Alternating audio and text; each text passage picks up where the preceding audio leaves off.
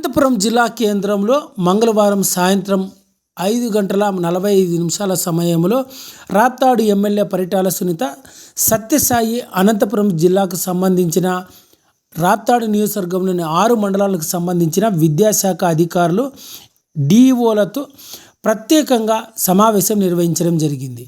ఈ సందర్భంగా రాప్తాడు ఎమ్మెల్యే పరిటాల సునీత మీడియాతో మాట్లాడుతూ రాప్తాడు నియోజకవర్గంలోని సత్యసాయి జిల్లా రామగిరి, కనగానపల్లి, చెన్నై కొత్తపల్లి మండలము, అనంతపురం జిల్లాకు సంబంధించిన రాప్తాడు, ఆత్మకూరు, అనంతపురం రూరల్ మండలానికి సంబంధించిన విద్యాశాఖ అధికారులు డిఈఓలతోనూ ప్రత్యేకంగా సమీక్ష సమావేశం నిర్వహించడం జరిగిందన్నారు.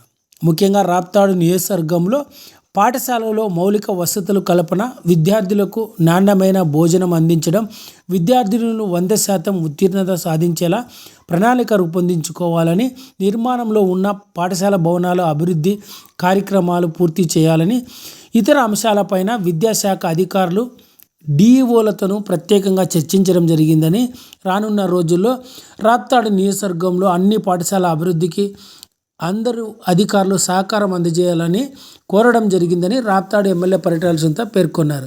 ఈ సమావేశంలో 6 మండలాలకు సంబంధించిన విద్యాశాఖ అధికారులు, డిఈఓ, ఇతర సిబ్బంది అంతా కూడా పాల్గొన్నారు.